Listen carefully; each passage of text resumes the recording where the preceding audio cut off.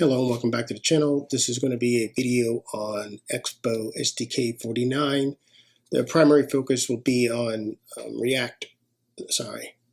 Expo Router, the new file-based routing that you get with Expo. They announced, let me get out of the way, they announced also with the release of SDK 49, well, I'll talk a little bit about the integrated debugger, but the real thing here is this Expo Router v2 has been released. I have an existing video on an authentication flow using Expo Router built with Firebase. This one is just kind of an update of the exact same flow, but accounting for Expo Router v2. The original Firebase one, I'm going to have to go back and update. I don't know why I just didn't update it for this video, but I've been playing around with Appwrite, and so I already had a project set up, and so I just integrated an authentication flow using Appwrite and Expo Router v2. Like I said, I'll also touch on the debugging with VS Code, which is pretty awesome. It just works, makes it a lot nicer development experience. And then let's find .env, and they now have supported .env out of the box, so you don't really need to load other tools to kind of get environment variables working, which I think is pretty neat. This should be a pretty short video. As usual, there'll be a link provided to the source code, and I'm just going to kind of walk through what I've done in the source code. I'm not going to sit here and type out a whole application for you, but as I said, you'll have access to the source code, you'll have this video, and I'll probably do a blog post to go along with it.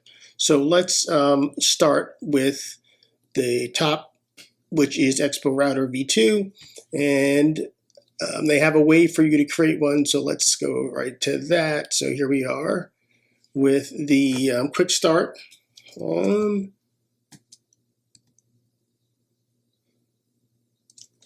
So this is the way to actually create an application that will provide a tab interface out of the box, and it will install Expo Router v2 for you and will give you a basic tab application.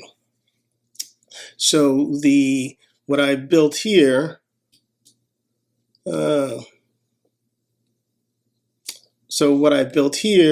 is I've taken the Expo.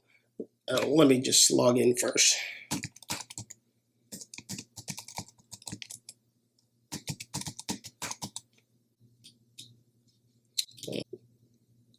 Okay, so here is the login. So this is basically what you get with the default app. You get a tab app with tab 1, tab 2, and then the ability to render a modal. And so what I've done is I went in and I added the authentication flow. So you have the sign out, and you have the sign in, and you have the ability to create account. So that's what I've added to the default application that you get when you do this NPX Expo app at latest, and you have to use this tabs at 49 to get the template with it built. And as you can see down here, it says that, with Expo SDK 49, you get Expo Router 2. So the other thing that I wanted to show was, as I mentioned in my application, I use environment variables. They talk here about how you set up the environment variables. The important thing is to remember to do this expo.public in the beginning, and then you can just import them. My application's this way, and if we look in my Appwrite service, you can just do process env project ID. Let me see if I can make this a little bit bigger. Process env Expo public Appwrite project ID, and this will just automatically import it. There's no other imports that are needed, and it's just pretty awesome how it works. So that is that. And let's see, so we've discussed the environment variables, we discussed installing the router, and then now what we're really here for is just authentication with Expo. So first let me walk through what I've done, and then how you kind of add this additional code in. The important thing that you're adding in here is this authContext provider, and this is what's kind of managing the access to the pages, and then I've just incorporated Appwrite as kind of I don't want to say authentication provider, but I've incorporated Appwrite as what's actually managing your authentication state. Okay, so we are back here in the application with as I said, with the default install, you do not get this auth segment. You don't get this Appwrite service either. So that's all the new stuff. So I'll talk about what I've done there. So first of all, I've created this Appwrite service, which gets me an Appwrite client, and then I export this client that I need and the account, which is where you manage creating users, logging in users, creating new sessions, and I export ID, which creates unique identifiers. So that's what we have inside of here. The next is this auth segment that I've created. I've created my sign-in file. My sign-in page, which there's no magic here. This is all regular React native. This is the provider that we're going to get from the context that I create, this use auth provider. So clearly here I need it for the sign-in, to call the sign-in function. And sign up is pretty much the same. We just capture username, email, and password. And once again, I need this auth provider to call my sign up function. And let's go take a look at the context. So if we go into context, my context is pretty much, let's go back, a complete copy of what is provided here in this context.auth.js. You need your Expo router. We create our context. This is a hook that returns all the values, all the properties, and all the functions that you create. They're not using TypeScript here. I'm using TypeScript in my example, so when I walk through that, it might explain it a little bit clearer.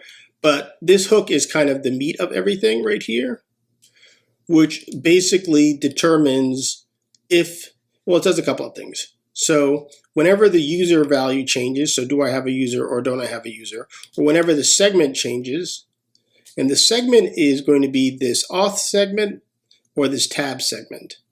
So whenever either one of those changes, we will kind of run this use effects. And what this does is, first of all, it checks to see, am I trying to access a route that's inside of the auth group? And then this will assign in auth group. And then what this if statement does is it says, if I'm not a user, if I don't have a user and I'm not in the auth group, then just redirect me to the sign-in page because I'm not logged in. If I am logged, so basically, if I do have a user and I'm trying to go to the auth group, send me to the default route because I don't need to go to the auth group because I'm logged in. And then just to kind of touch on what's happening down here in the provider, for those who aren't that familiar with it, inside of this provider here, we have the state of the user. It's kind of weird they call this user, but then they say set auth here, kind of throws you off a bit. You normally expect to see a set user. So that's to manage the state of the current user. And then this use protected route, which will call this function initially and will let you know if you need to go to the sign-in page or if you need to go to the default home page. And then we return in our context provider these values of sign in, sign out, and the current user status. Now, I had to upgrade this once I integrated my authentication service, which is Appwrite. I'll probably update the Firebase one, but it functions basically the same way. So now let's go take a look at what I've done. And so I keep sliding the wrong way. So let's take a look what I've done here. Now if we go to my auth TSX, I'll just touch on the new stuff that I've added here. So clearly I've imported my Appwrite service. I've imported some types because I'm using TypeScript here. And so what I've defined here is the interface for the response to sign in. By the way, I also use that same interface for creating an account. I have a response for sign out. So basically what I'm doing here is I'm passing a data object with the data that I expect to get returned from the function call, and then an error object if I have an error. So for sign in, sign out. Then here's the interface for my authContext. So these are the functions that you'll have access to, and then the properties you'll have access to. So this is your sign in, this is your sign up, and this is your sign out. I will give you access to the user object if it's assigned. And then I also track whether the auth state has been initialized. So basically what that is, I'm checking to make sure that Appwrite, Firebase, Superbase, whatever you use, has done its initial check to see if it has a current user session that it can kind of reactivate. And so I don't want to attempt to route the user until I know that my auth has been initialized. So that's what this Boolean check is for. Okay, this is my provider properties that I'll be passing through. Here's my auth context that I'm creating, and you can see I set the type on it.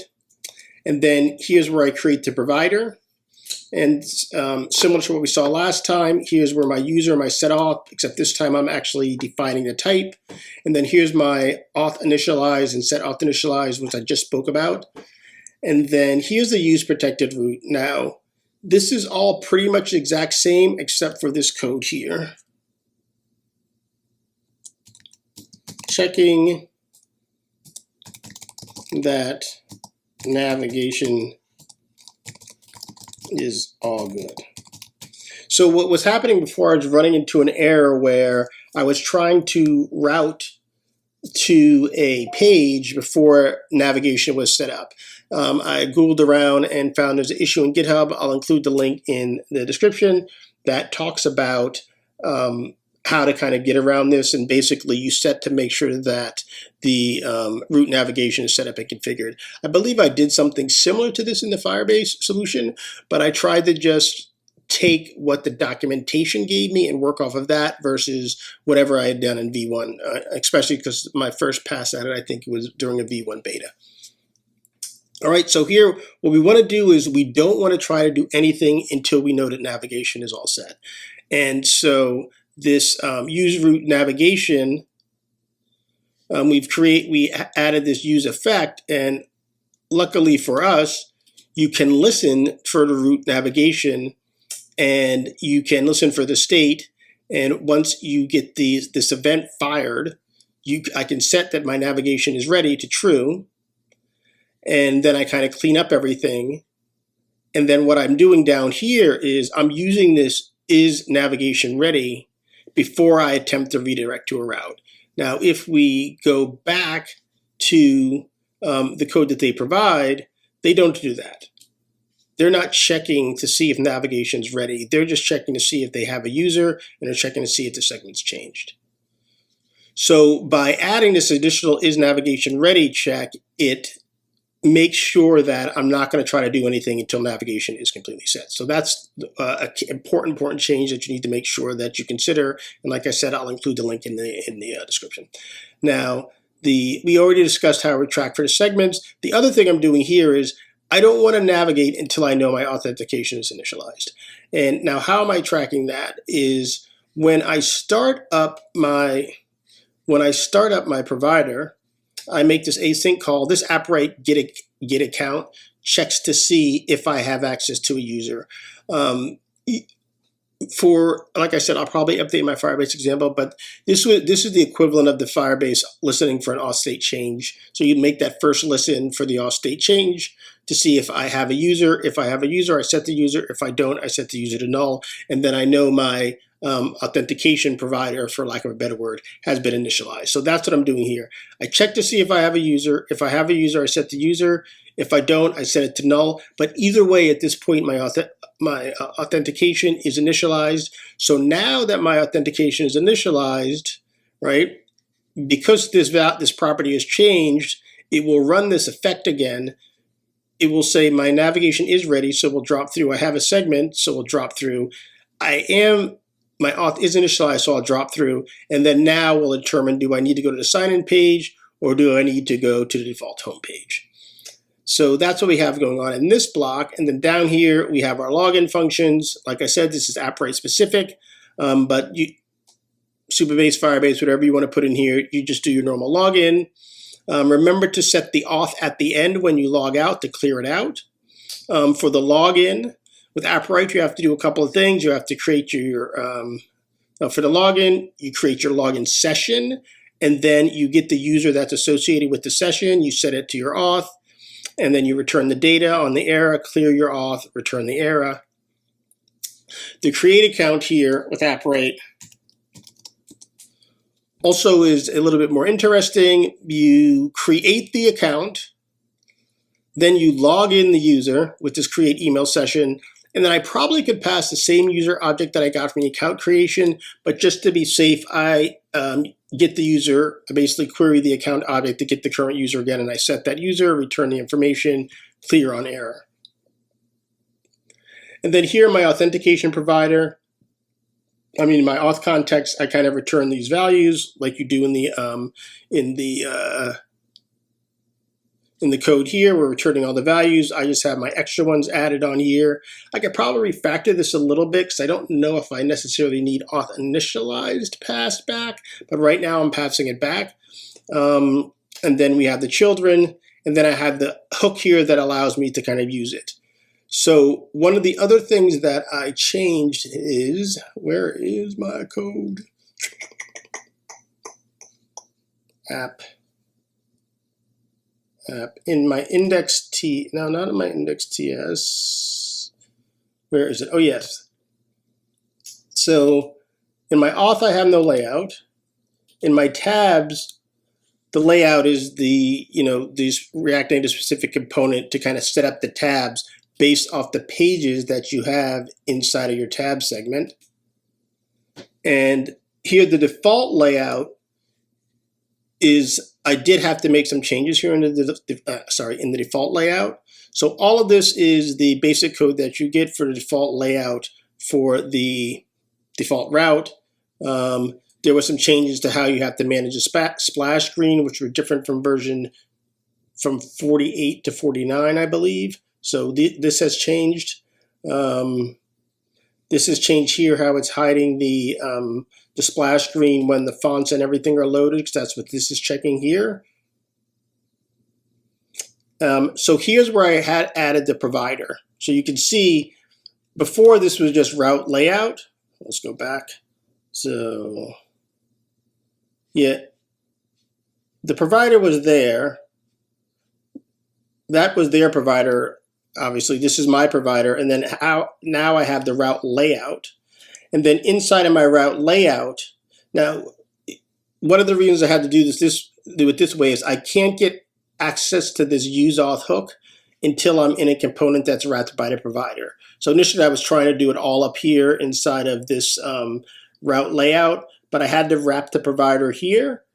And then now that the provider is wrapped around this route layout nav component, I can utilize my useAuth hook. And in my useAuth hook, I check two things. Do I have a user? And is authentication state initialized? Because if I just check for a user when the app first starts, the user will be null, but I haven't initialized my authentication, so I really shouldn't be checking for users. So here I make sure that I have both auth initialized and whether or not I have a user. So what happens is that if I don't have a user here, I'm going to return null from this route layout. But what should happen is, because the way my context is set up, since I don't have a user, it should navigate me to, where did it go? Since I don't have a user, it should navigate me to my signup route. So it doesn't matter that I am returning null here. I'll never get here. If this is true, so if auth is initialized and I have a user, it'll drop through, it'll return this set of React components, which is the stack for my tabs and the stack for my modal, which is what I want. So the way to look at it is like, this is the public stack that's getting returned. Otherwise, return these pages. Either return the ability to navigate to sign in or sign up.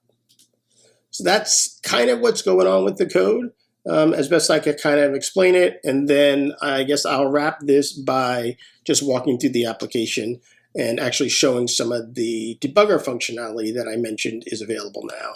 So according to the documentation now, for the debugger, you can debug directly in Visual Studio Code, which is what I use for all my development. And you can just access the parameter here, Expo debug Expo app on device or simulator. Expo Debug app on device or simulator, and I'm just going to select this. And the debugger is now connected. For those who aren't familiar, you can tell by looking at how this thing has changed colors, but also you can go over here and click on this Run Debug, and it'll drop you in here. You can see the information on the active session.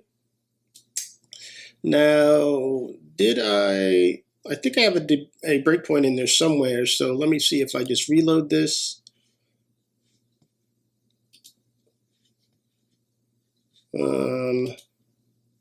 I was hoping if I reloaded, it hit my breakpoint, but let me drop a breakpoint in where I am in.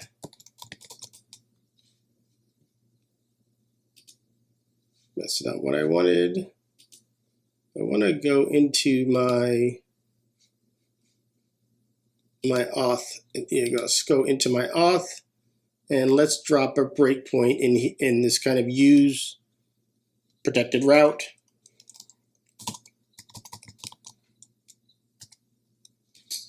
Okay, so it refreshed and it hit my breakpoint in here, so you can see I'm now inside of here. And let's step through this.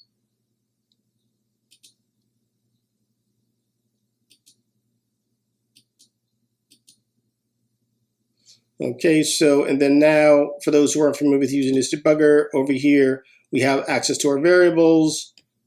So we can see our user navigation is false. We have our route navigation. So we have our, root navigation. We can see our variables and our objects there. What we really want to do is let's stop in. Where do we want to stop? Let's set a breakpoint in here. That's not good. All right. So when I might have done this already, but let's see. All right. So let's try and log in.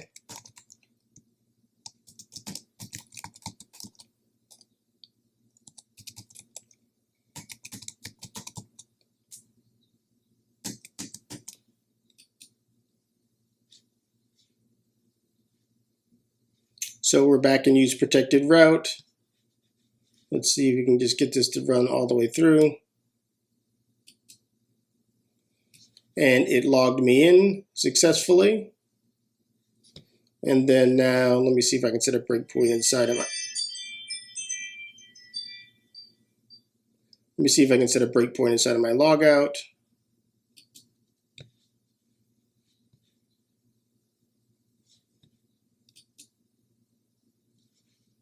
We're back inside of our use protected route. We're in our logout.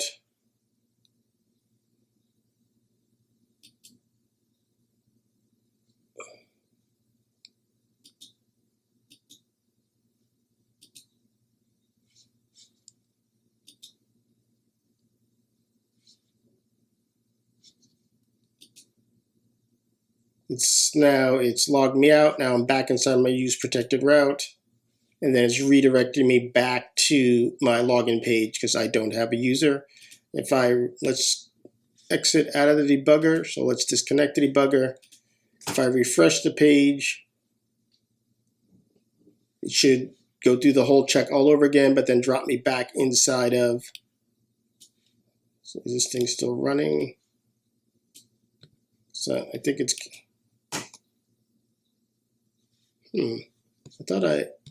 I still have my debug. So this is an interesting thing that I've found too. If you have debugger statements inside your code, this thing is going to stop. Even though you don't have a debugger open anywhere, it will stop because it hit the debug statement. So let me remove all of those debug statements so the app can run again.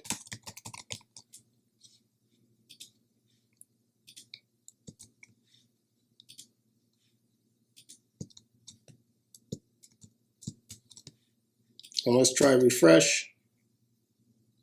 All right.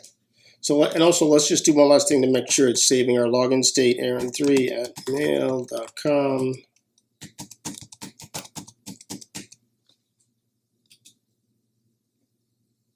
So it's logged in, and then if I refresh,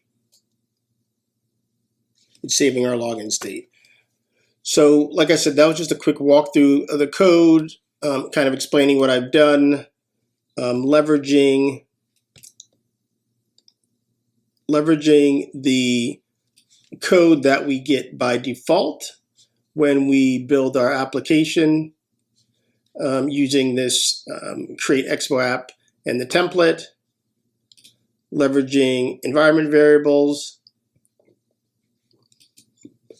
We built our authentication flow on top of the auth provider that they recommend. This is inside of the Expo documentation, but then we added our own special touch to it using Appwrite. Like I said, I have an existing Firebase solution.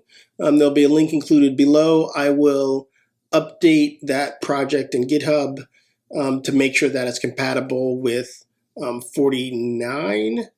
Actually, I have two projects. I have just a basic flow, and then I have one where I added Firebase as the authentication service. I'll update both of those.